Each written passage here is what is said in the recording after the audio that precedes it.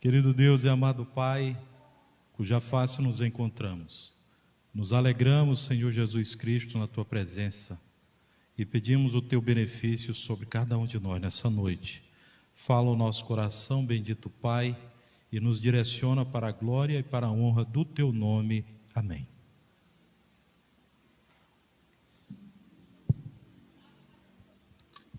Hoje nós vamos dar continuidade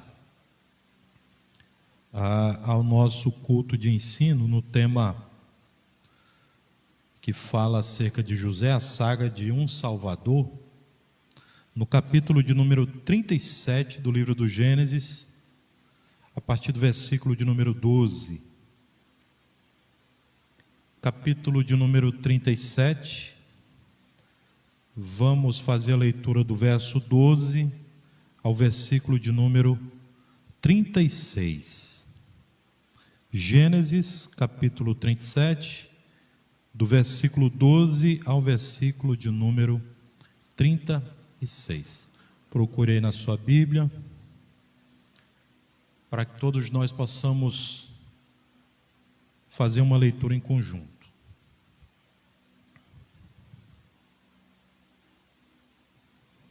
Irmã Brenda, a senhora vai ler do versículo 12 até o versículo de número 18. Do 12 ao 18. Aí na sequência, irmã Yasmin vai ler do 19 ao 23. Do 19 ao 23. 19 ao 23. Vou marcando aí. De número 24 ao 27, irmã Jennifer. Do 24 ao 27, Jennifer. Do 28 ao 36, irmã Cleane. Tá bom? Todo mundo entendeu aí? Certo. Então, vocês vão pegar o microfone, vocês vão fazer a leitura no microfone. Tá bom? Aí ela vai passando aí para vocês. Que é para sair aqui na gravação. Gênesis capítulo de número 37, a partir do versículo 12, pode fazer a leitura. E seus irmãos foram apacentar o rebanho de seu pai em Siquém. E Israel disse a José: teus irmãos não estão apacentando o rebanho em Siquém? Vem, e eu te enviarei a eles. E ele disse: aqui eu estou. E ele lhe disse: vai, rogo-te, vê se está bem com os teus irmãos, e bem com os rebanhos, e traze-me a palavra novamente. Assim ele o enviou do vale de Hebrom, e ele foi a Siquém. E um certo homem o encontrou, e eis que ele estava vagando pelo campo. E o homem lhe perguntou, dizendo: o que tu estás procurando? E ele disse: eu procuro os meus irmãos. Dize-me, rogo-te, onde eles estão apacentando seus rebanhos.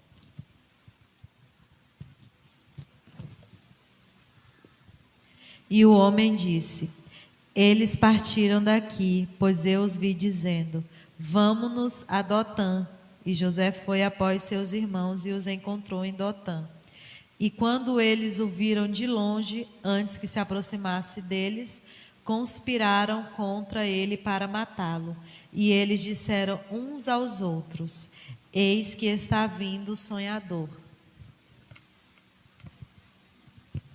O próximo, versículo 20. Vinde, pois, agora e mantê-lo, e lancemo-lo numa destas covas, e diremos: uma besta fera o comeu, e veremos que será dos seus sonhos. E ouviu Ruben, livrou-o das suas mãos e disse: não lhe tiremos a vida. Também lhe disse Ruben: não derramareis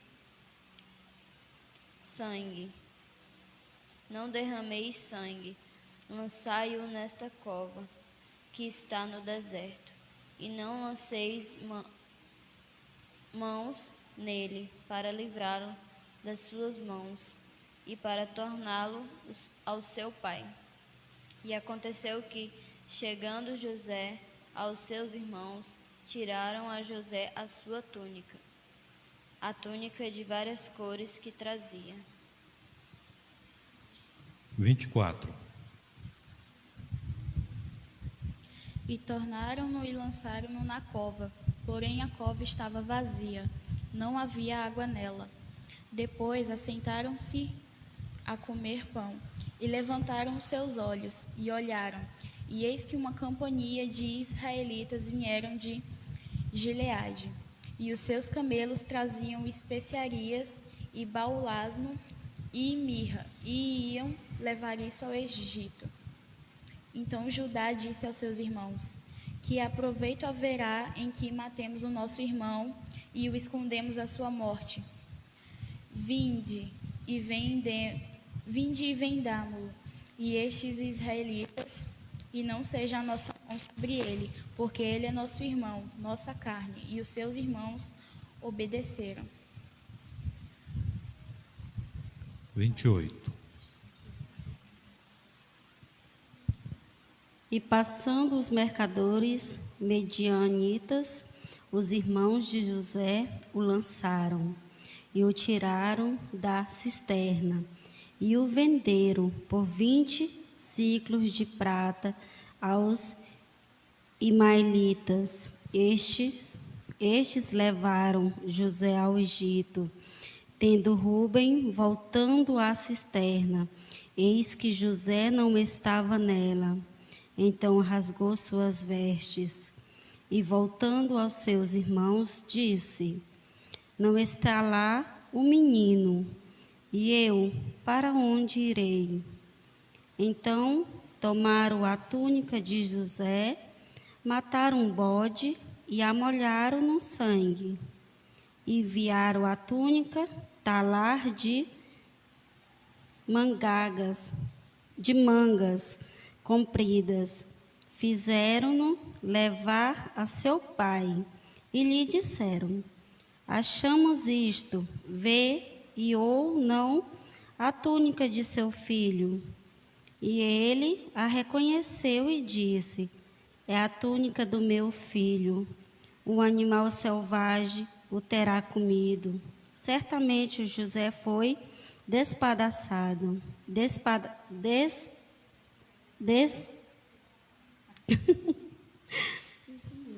Então Jacó rasgou as suas vestes e se cingiu de pano de saco e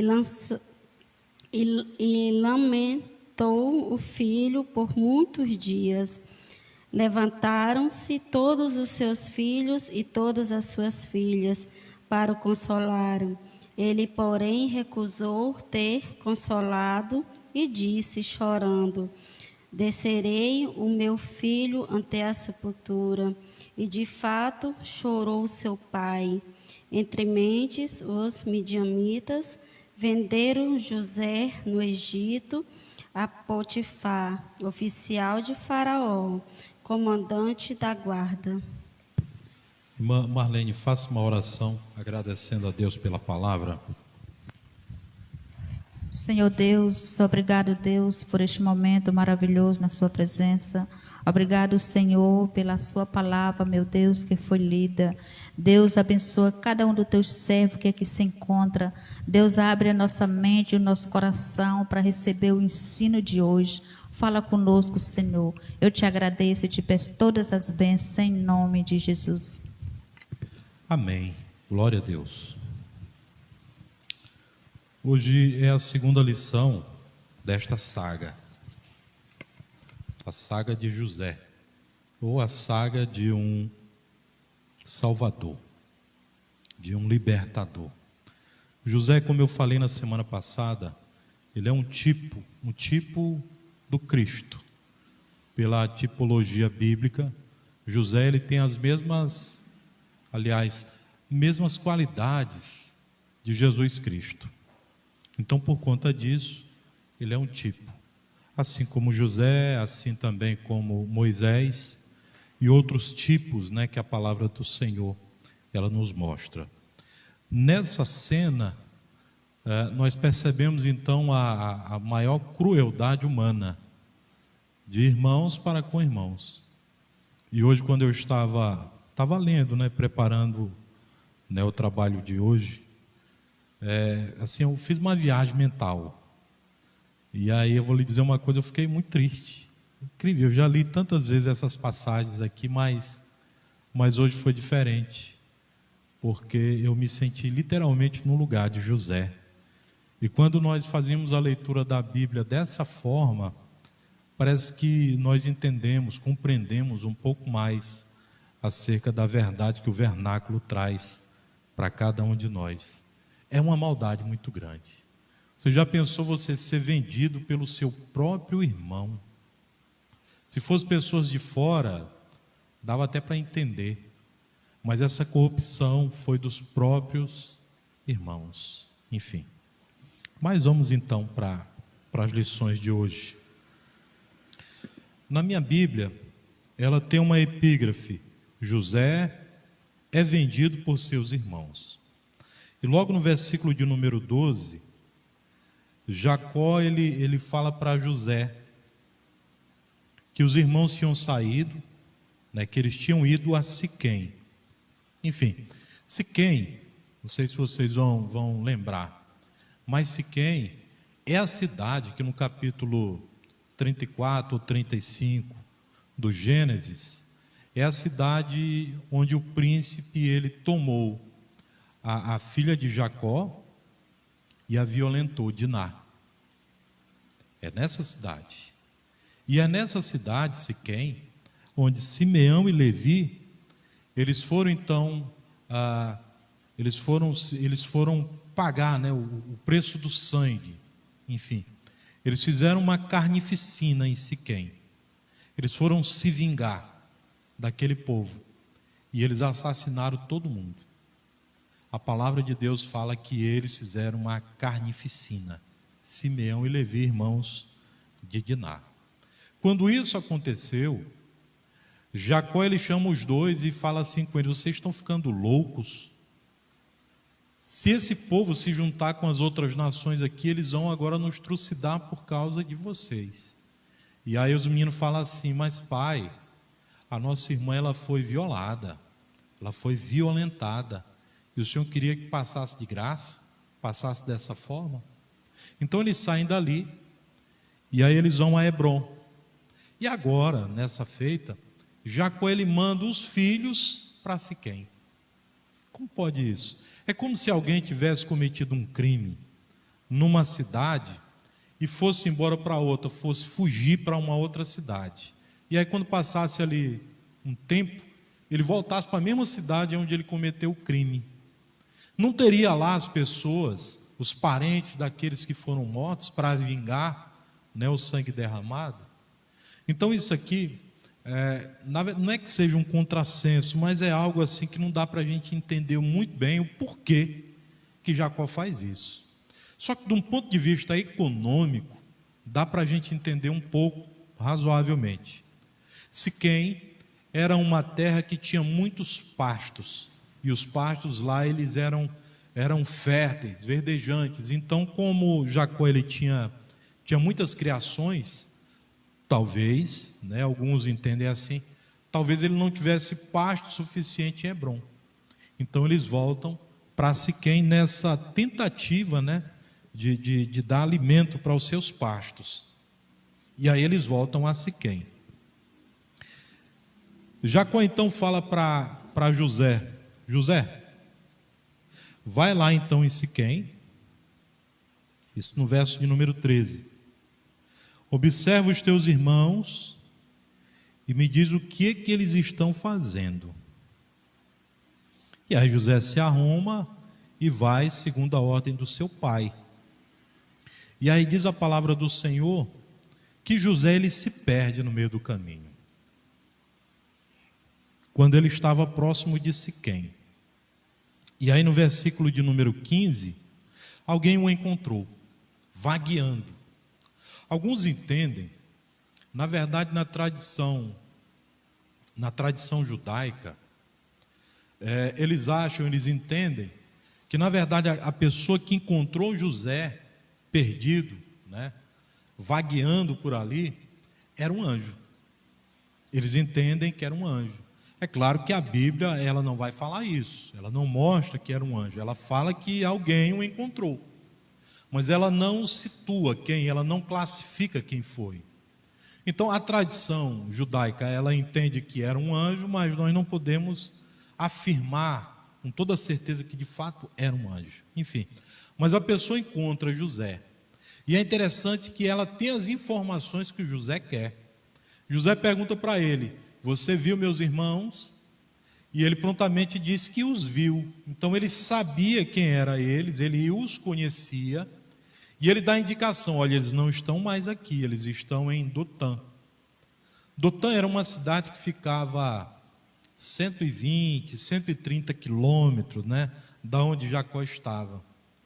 Siquém ficava a uns 85 quilômetros, né, da onde Jacó estava. Então foi uma longa caminhada. Então quando esse homem ele dá o norte para José, então ele vai atrás de seus irmãos em Dotã. E aí é interessante que a partir desse momento começa, na verdade, a tragédia na vida de José. A tragédia na vida de José começa a partir disso. Uma ordem, né, do pai, um pedido, né? E o menino, obedientemente, ele acena ao pai e diz que vai ao encontro dos irmãos. E é interessante que quando José ele vai rumo aos seus irmãos, a palavra então vai dizer que os seus irmãos estavam vendo ele já de longe, eles observaram de longe. E aí eles já começaram na zombaria: lá vem um sonhador, lá vem ele. E aí eles já intentam, eles já maquinam o mal contra o seu próprio irmão.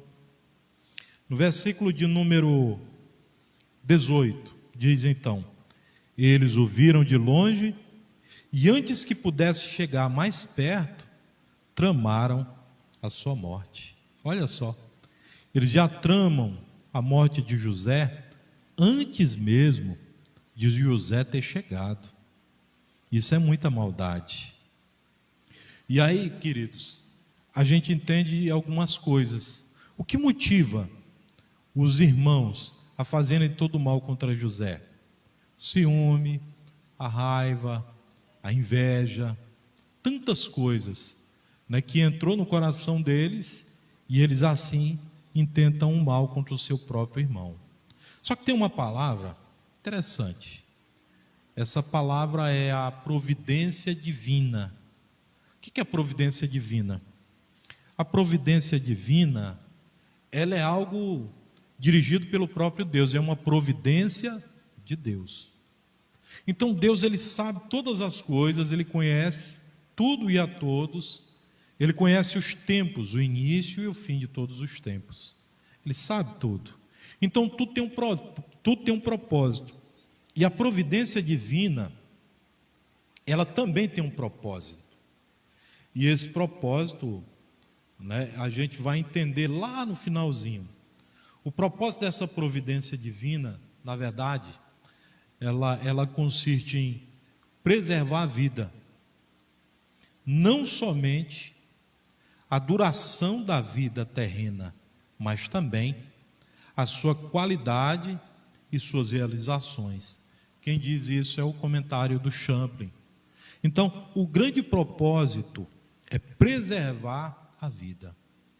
E aí eu queria mostrar para vocês que todos nós, na verdade, nós somos alvos da providência divina. Quando a irmã Cleane viajou para São Paulo, a senhora foi de avião, foi e voltou, né? Por que o avião não caiu? O avião é feito para não cair, mas muitas coisas poderiam ter acontecido, não é? Turbulência tem muito, é verdade. Então Deus, ele nos concede muitos livramentos, e esses livramentos que ele nos concede, fazem parte da providência divina, que é a proteção da vida. Hoje eu fui no centro hoje, e por 2 vezes, né, um carro ia pegando a gente, na ida e na volta. Na ida eu estou indo, né, na minha mão, e de repente o carro entrou na minha frente, na minha frente. Ele não me viu, tenho certeza que ele não me viu. Aí a Ivone ficou, falou um monte de coisa e tal. Calma, minha irmã, isso é Deus. E a gente foi tranquilo. Quando nós estamos voltando novamente, da mesma forma, um carro, ele apareceu do nada assim, atrás da gente. Quando a gente foi desviar de um buraco, aí passamos aqui um pouquinho para a esquerda, aí o carro vinha fazendo para fazer a ultrapassagem. Por um triz assim, o carro não tocou na gente. Que é isso? É providência divina. Deus, Ele nos guarda, né? E a providência divina, ela preserva a vida, como o Champlin fala. Louvado seja Deus por isso. Amém? Então vamos para frente então. A providência divina de Deus é a preservação da vida. E os irmãos, quando viram José de longe, eles já premeditaram o mal. Se nós fôssemos pontuar o que eles fizeram hoje pelo Código Penal, acredito que a pena deles seria multiplicada, porque eles intentaram fazer o mal contra alguém, né? Um vulnerável. José tinha 17 anos, era menor de idade. José, ele não tinha nenhuma arma para se defender, ele não tinha como se defender. Eles fizeram, como é que eles falam? Formação de quadrilha, eles se juntaram para fazer o mal, então formação de quadrilha, e eles intentaram o assassinato de José. Então isso, embora eles não tenham matado, mas só a tentativa, né?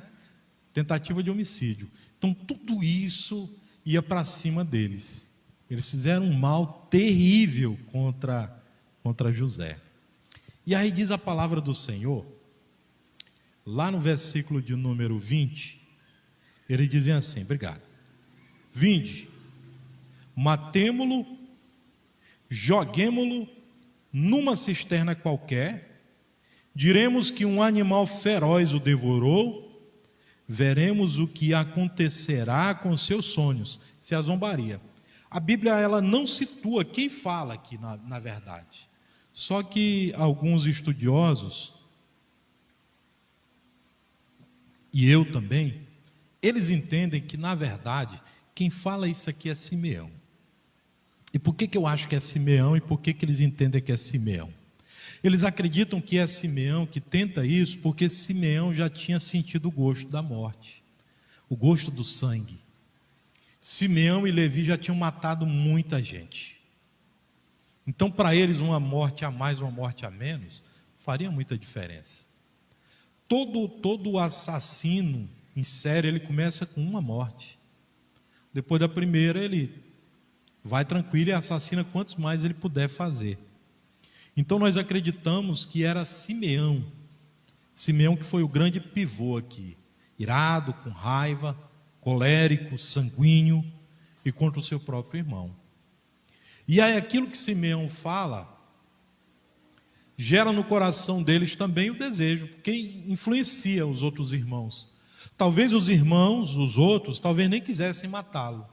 Mas aí por conta de um, né, que começa a insuflar ali o populacho contra José, eles vão naquilo. Eles vão junto. Perceba que quando Jesus Cristo, ele está sendo julgado. E aí vocês analisem a cena. O pano de fundo, Jesus ele está lá, diante de Pôncio Pilatos. E aí de um lado está Jesus Cristo e do outro lado está Barrabás. Pôncio Pilatos então fala, quem vocês escolhem, Barrabás ou Jesus Cristo? A maioria das pessoas ali escolheram Barrabás, mas eu creio sinceramente que elas foram levadas a escolherem Barrabás. De que forma? Quando alguém se levanta e aí começa a falar contra, isso começa a contagiar os outros. Daqui a pouco 2 pessoas se tornam 3 e daqui a pouco é um populacho, muitas pessoas. Então quando alguém se levantou naquele dia e disse, Jesus Cristo, crucifica ele. Acredito que todo mundo concordou com aquilo, porque um foi a voz inicial sempre tem que ter uma voz inicial. Quando você está na igreja e alguém está louvando, né? Acabou o louvor, sempre tem um que primeiro puxa as palmas. Não é todo mundo que vai junto. Primeiro tem um para aplaudir, para puxar as palmas. Sempre tem um que puxa. Quando a gente estava na escola, e aí a professora falava assim, vamos fazer uma leitura, todo mundo junto. Não sei se os meninos de hoje passaram por isso. Mas todo mundo pegava o mesmo texto no livro, e todo mundo ia ler o mesmo texto no mesmo livro, numa voz só. E aí, de repente, um falava errado. Aquele que falava errado fazia todo mundo errar, porque todo mundo ia junto do erro dele. Aí começava a balbúrdia, né? Todo mundo ria. Então é isso. Eu acredito, sinceramente, e muitos outros também creem, que esse que puxa esse coro de morte contra José seria Simeão. É claro que isso é uma especulação. A Bíblia ela não mostra, ela não classifica quem foi o irmão que puxou, na verdade, esse cortejo aí para a morte de José. Então, eles intentam, verso 20, vamos matar, vamos jogar numa cisterna. E vamos dizer para o nosso pai que um animal feroz o devorou. Veremos o que acontecerá com seus sonhos. Eles zombam ainda. Eles intentam, nós vamos matar e vamos dizer que foi um animal que comeu ele, que matou ele, alguma fera. E aí a gente se pergunta, que fera é essa? Você olha hoje, com os olhos de hoje, para o Oriente. Que fera é essa que poderia matar então José? É claro que na Bíblia, a gente vê vários relatos de leão, de urso, enfim. Mas hoje esses animais não existem mais lá. Não existe mais esse tipo de animal ali. O leão que existia lá era o leão... Me fugiu à mente agora o nome do leão. Era o maior leão que tinha na época. Era o mais feroz. Leão de Atlas, isso. Ele já não existe mais. Então naquele período ainda existia leões, ainda existia ursos. Então ele poderia perfeitamente ter morrido estraçalhado por um animal desse. E lembre-se que ele era um menino. Ele tinha 17 anos de idade. Era uma criança praticamente ainda. E aí eles vão dizer, não, vamos dizer que foi um animal que matou ele. Versículo 21. Rúben, ouvindo isso, salvou de suas mãos, propôs aos irmãos, não lhe tiremos a vida. Rúben, ele era o primogênito, ele foi o que primeiro nasceu. Ele era o filho de Lia. Ele foi o primeiro filho. E aí Rúben, então, ele era o primogênito. A gente deve entender o seguinte, que Rúben, como primogênito, ele foi o único que se colocou em favor do seu irmão. Ele foi o único. Não vamos matar ele. Não vamos tirar a vida do nosso irmão. E aí Rúben, ele propõe aos irmãos para não matar o José. E aí no verso 22, ele diz, não derrames sangue humano. Lançai-o nesse poço aqui no deserto, mas não ponhais a mão sobre ele para o ferir. Ele somente dissera assim para livrar José das mãos deles, e assim que possível restituí-lo a seu pai. Rúben, ele dá uma ideia, e essa ideia parece harmoniosa para os irmãos. Rúben, ele pede então que mande José ir para uma cisterna, um poço. Esses poços, eles eram cavados normalmente para que quando chovesse, né, o poço enchesse. E ali quando os animais fossem pastar, tinha então um poço ali com água. Enfim, o fato é que quando José é jogado numa cisterna dessa, e era uma cisterna funda, olha a providência divina novamente, o poço não tem água, o poço está vazio. José então é lançado lá dentro, e ele fica lá dentro. Agora uma grande questão que vem à nossa mente é esse momento da cisterna. E aí eu acredito sinceramente que cada um de nós passou por uma experiência muito parecida ou semelhante a essa experiência da cisterna. Que experiência é essa? É o momento em que nós estamos só, é o momento em que nós não vemos escape para nenhum lado, é o momento onde nós estamos cheios de terror, atemorizados, é o momento onde estamos enfrentando várias tribulações, seja ela da espécie que for. Então esse momento da cisterna é o momento pior e mais terrível que uma pessoa pode enfrentar. Esse momento da cisterna é o poço. E quando nós estamos na pior, quando estamos lá no fundo do poço, aí nós encontramos a luz. A luz, ela sempre fica do outro lado. Louvado seja Deus. Há quem diga que quando chegar no fundo do poço, você chegou no melhor lugar, porque você não tem mais como descer.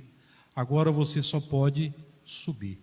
Então o fundo do poço pode parecer ruim na primeira expectativa, só que nem sempre é assim. Nós devemos vislumbrar que o fundo do poço é o primeiro degrau para a nossa saída também. Por gentileza, alguém abra a sua Bíblia no Salmo de número 40. Salmo de número 40. Salmo de número 40, versículo de número 2. Faz a leitura aí para nós, Micaele, por gentileza. Salmo 40, verso 2.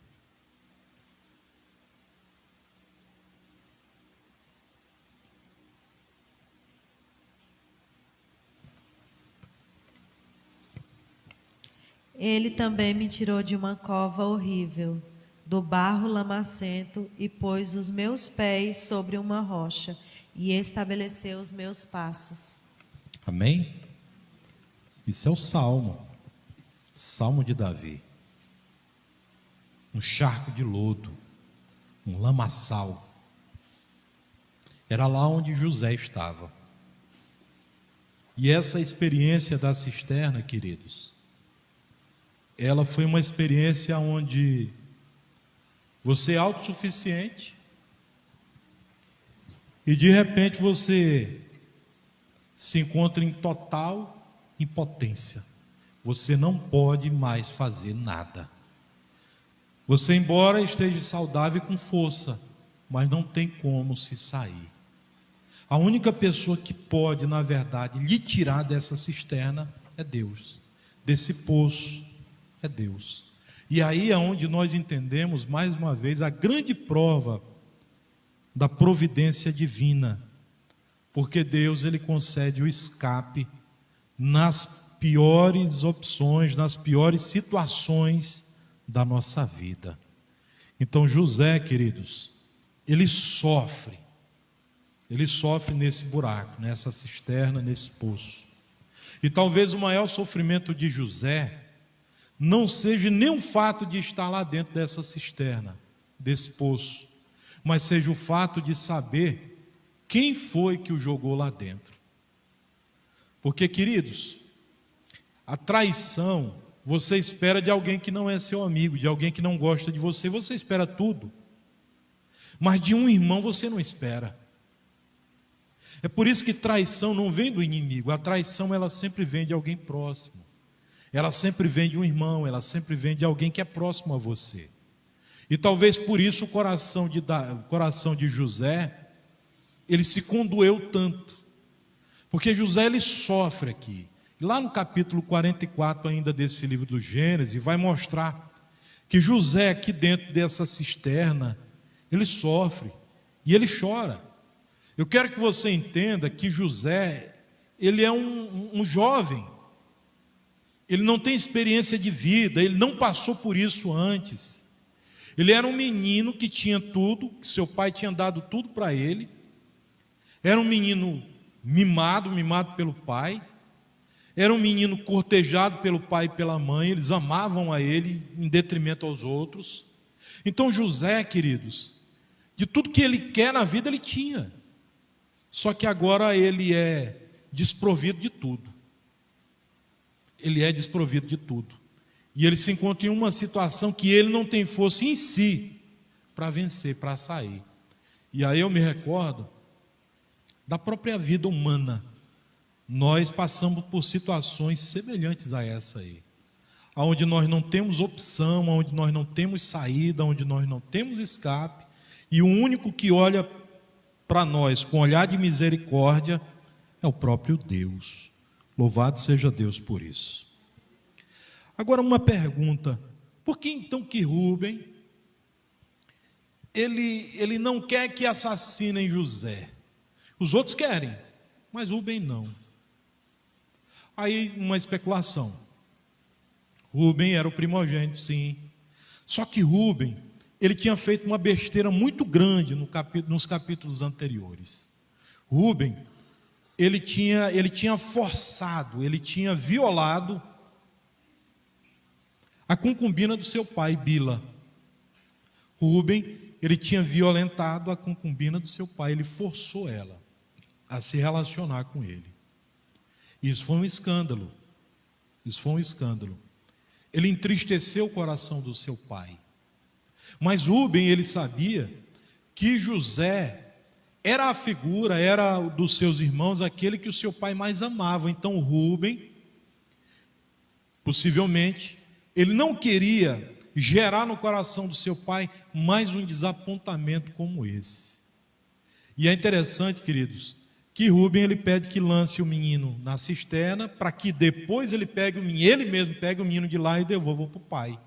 Então ele não tinha intenção de matar e nem dar uma lição em José. Ele queria, na verdade, era salvar José. Quem sabe, né, conduído por conta do seu grande erro, né, lá atrás.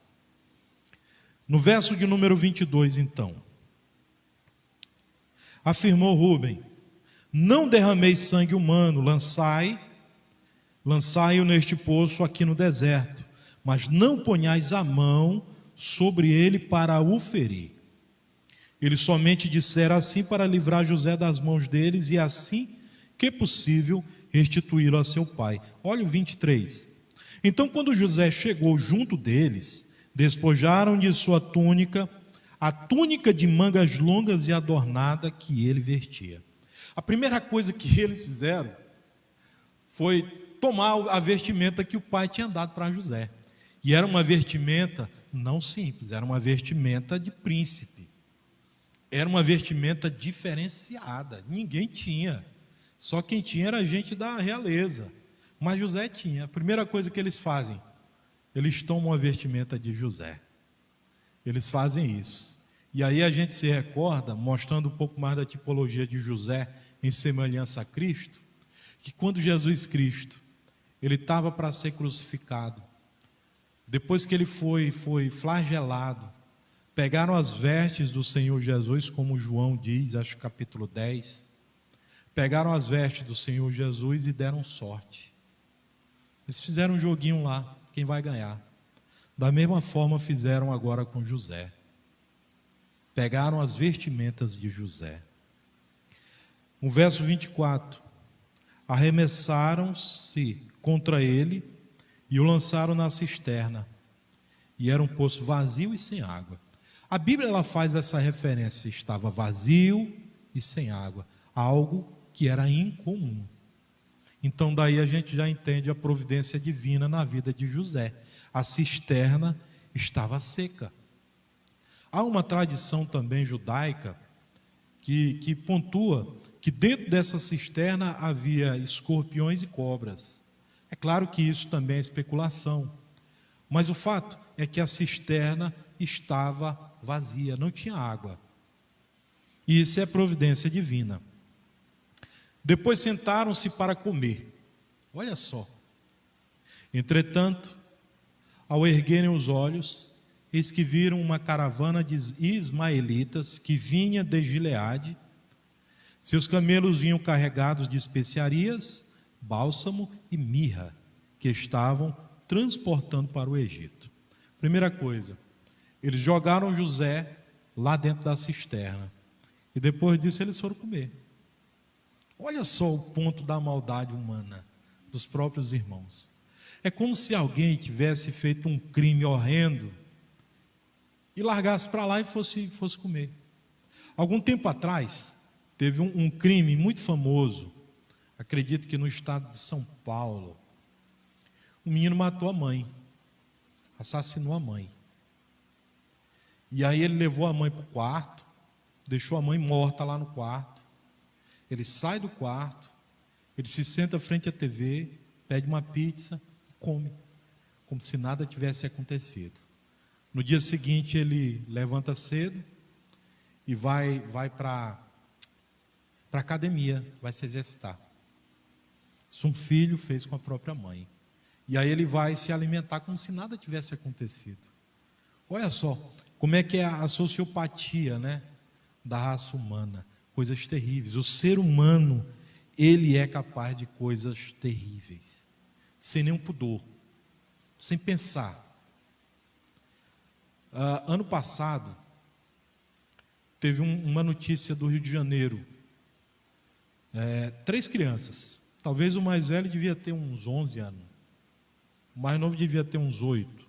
Isso foi notícia no Brasil todo. Por ordem dos traficantes, mandaram assassinar as 3 crianças. Os motivos, não importa, para falar a verdade. O que importa é o fato que eles fizeram, o crime que eles cometeram. Assassinaram as 3 crianças. Agora imagine, queridos, como é que é você assassinar uma criança, assim, dessa forma. Agora, esses dias, teve um outro crime também que ficou conhecido aí no Brasil todo, isso tem pouco tempo.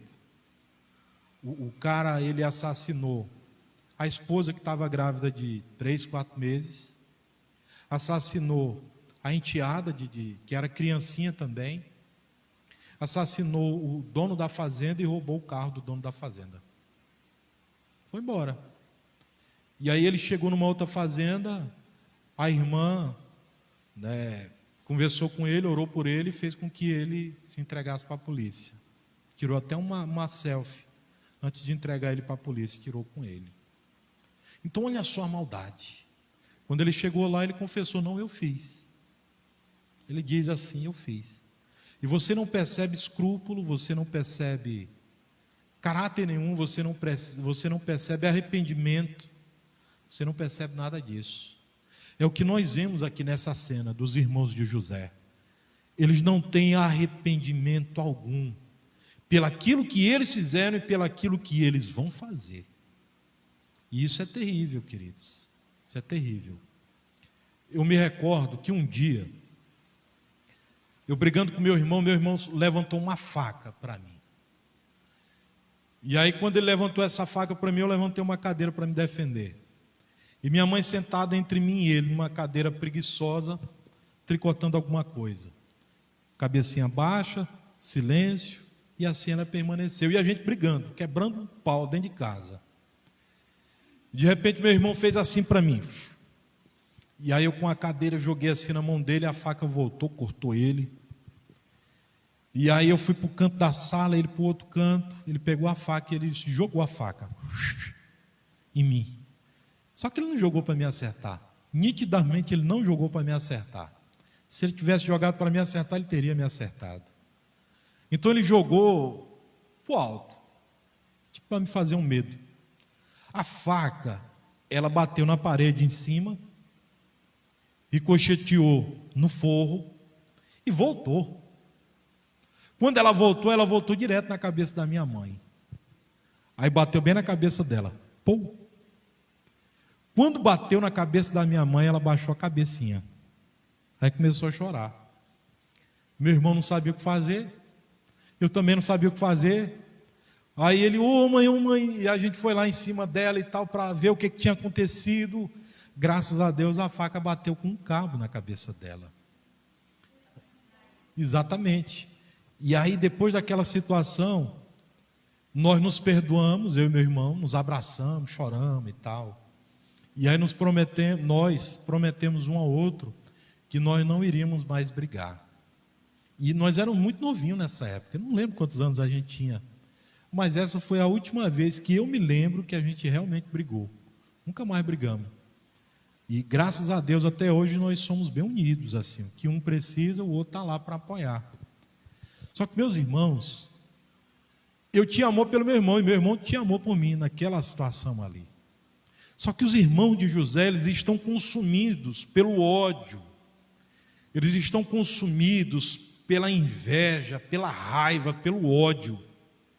Isso é terrível, porque esse tipo de sentimento, ele assassina o nosso coração e ele nos torna imorais, seres imorais e iníquos. E isso é terrível, queridos.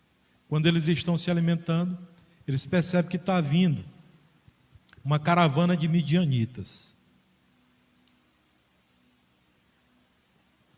Dotã, ela era uma cidade que era uma cidade polo. Dotã, ela ficava na beira, na estrada, aliás, no caminho das grandes caravanas, né? Então, quem queria vender para o Egito tinha que passar por Dotã. Então, lá passa essa caravana, e isso também é providência divina. Eles olham para a caravana de midianitas. Os midianitas eram a descendência de Ismael, primeiro filho de Abraão. Então, até nisso, Deus ele trabalha, entesoura em favor da sua obra. E aí eles vendem o seu irmão por uma bagatela de 20 peças de prata. O que é 20 peças de prata para hoje? Não temos como mensurar isso. Só que o livro do Levítico ele vai dizer que esse valor era o valor normalmente que era pago para um escravo que não tinha 20 anos, e era o caso de José. Quando você hoje vai fazer negócio com uma novilha, com um boi formado ou com um bezerro, cada um tem o seu preço, cada um tem o seu valor. O bezerro tem um valor bem menor, né? A novilha tem um valor mais elevado. Então, os escravos naquele período também eram assim. E os escravos jovens, eles eram mais baratos. 20 ciclos de prata. Naquele período ainda não existiam moedas.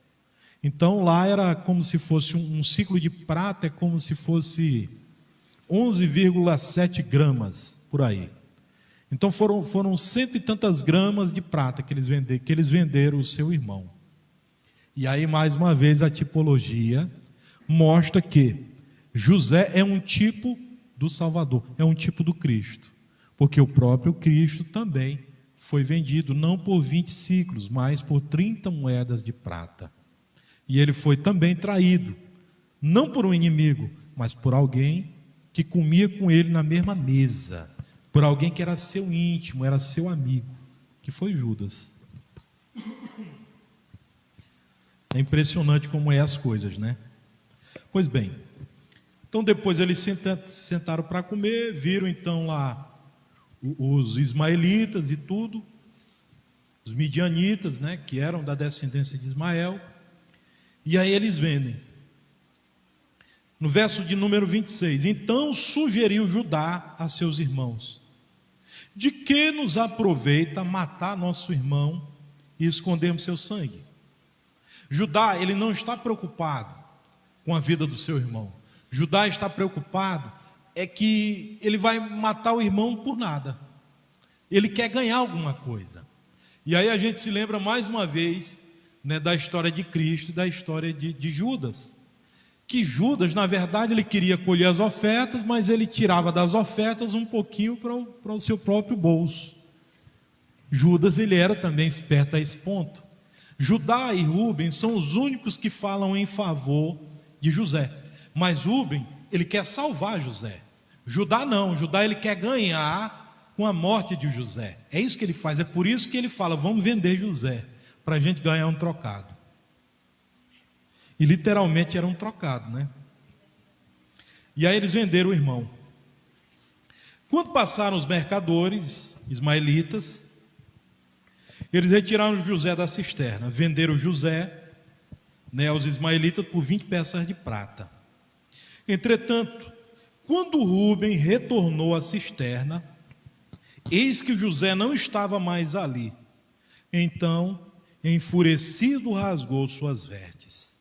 A Bíblia, ela não vai dizer o que Rúben estava fazendo longe, por que ele não estava aqui. Mas é claro que ele não estava mais no lugar. E aí a palavra do Senhor vai dizer que quando Rubens ele volta, e ele pergunta: cadê o menino? Não, a gente vendeu o menino. Então ele se enfurece com aquilo. E ele lamenta, realmente ele lamenta por tudo aquilo. E diz a palavra do Senhor que ele rasga suas vestes. O ato de rasgar as vestes é um ato de extrema penúria, é um ato de extrema humilhação, é um ato de extremo pesar por alguma coisa. Rubens está assim, na mente de Rubens: como é que eu vou dar essa notícia para o meu pai? Como é que eu vou dizer para ele que o menino foi morto? Isso é o que passa na mente de Rubem. E ele, de fato, ele se compraz com aquilo que o menino estava passando. E aí diz a palavra do Senhor, no verso 30, né? E saindo ao encontro de seus irmãos, desabafou: o rapaz não está mais lá.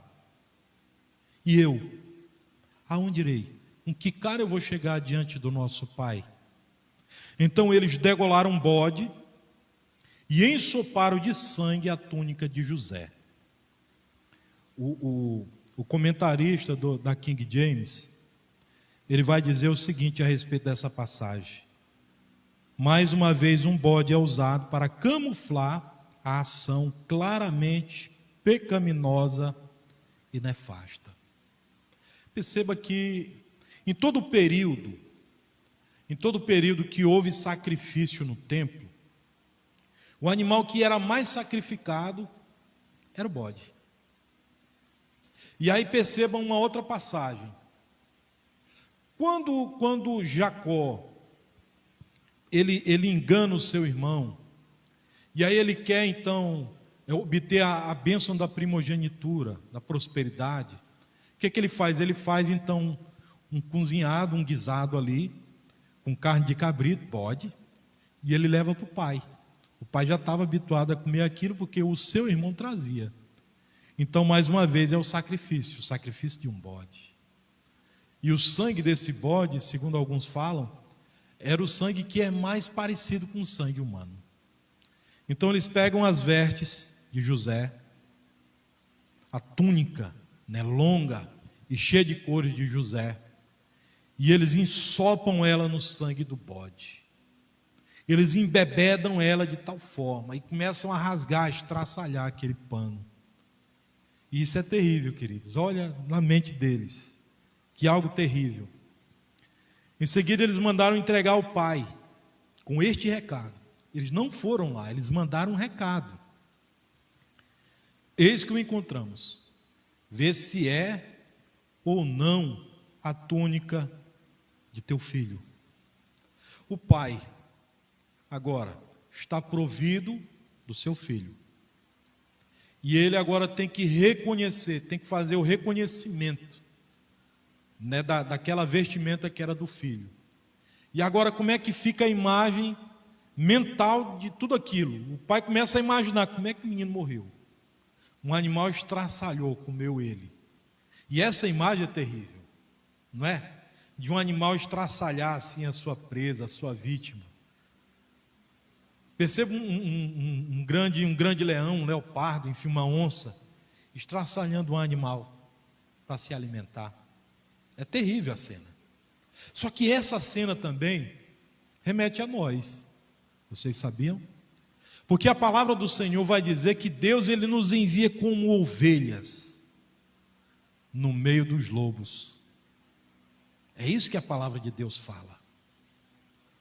E aí, queridos irmãos, eu entendo que nós passamos por todas as situações, dificuldades e tribulações, mas todas elas, quando nós nos levantamos com mais experiência, e a nossa fé sai fortalecida de tudo isso. Quando nós vencemos isso, nós saímos mais fortes. Louvado seja Deus. E era necessário que José passasse por tudo isso, para que lá no final o propósito do Senhor fosse cumprido. E através da vida de José, Deus então suscitasse, salvasse o seu povo. Através de toda essa experiência. Isso é maravilhoso, é doloroso, sem dúvida alguma. Só que o fim de tudo isso, e a prova de tudo isso, é que Deus ele pode transformar um momento ruim, ou uma maldição, em algo bom, em uma bênção. Louvado seja Deus. Jacó a observou e afirmou: certamente é a túnica de meu filho. Um animal selvagem o esquartejou e o devorou. José foi trucidado. Essa é a imagem que fica na mente de um pai. Ele não tem um corpo para velar. Ele não tem um corpo para chorar. Ele não tem um corpo para enterrar. É a mesma dor que um pai ou que uma mãe passa quando ela perde um ente querido e não sobra nada, não sobra um corpo. Ou que você não vê um corpo. Essa é a mesma dor. E essa dor, queridos, ela não tem fim. É incrível, ela não tem fim. Teve uma situação de um crime muito conhecido aqui no Brasil, alguns anos atrás. De um goleiro muito famoso que fazia parte aí de um plantel de um time da primeira divisão do Campeonato Brasileiro de Futebol. O cara matou a menina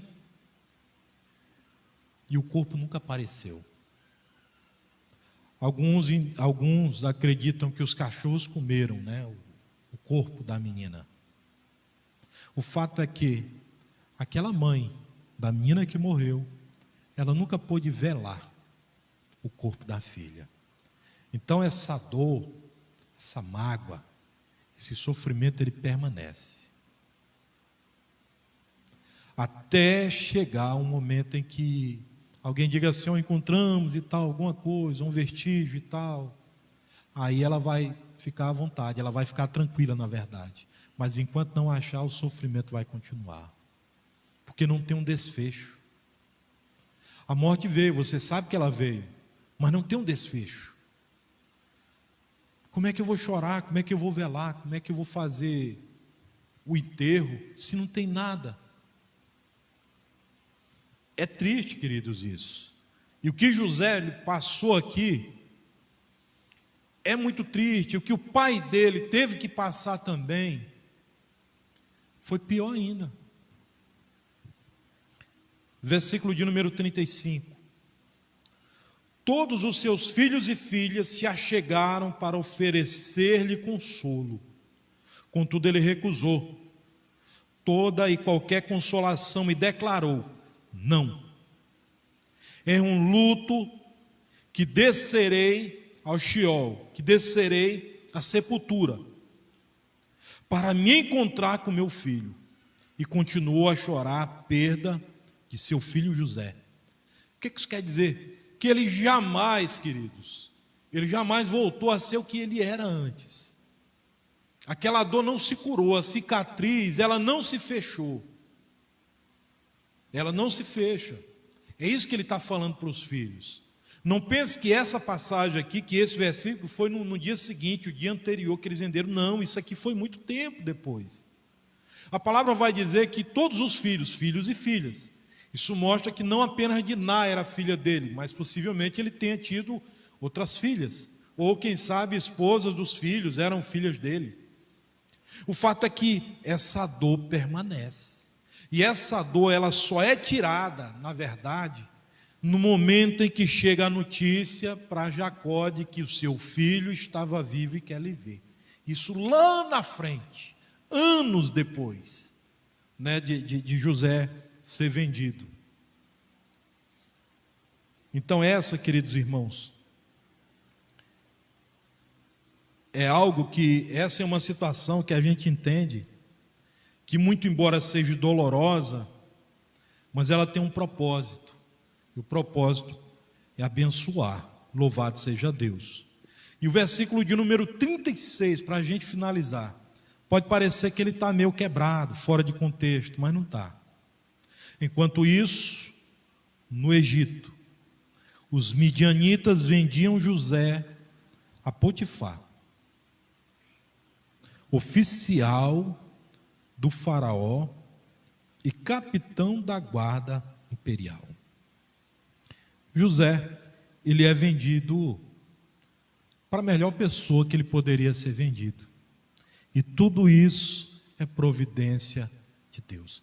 Porque embora você entenda que você está passando algo terrível, embora você não ouça a voz do Senhor ou a ação do Senhor, isso não quer dizer que você esteja só.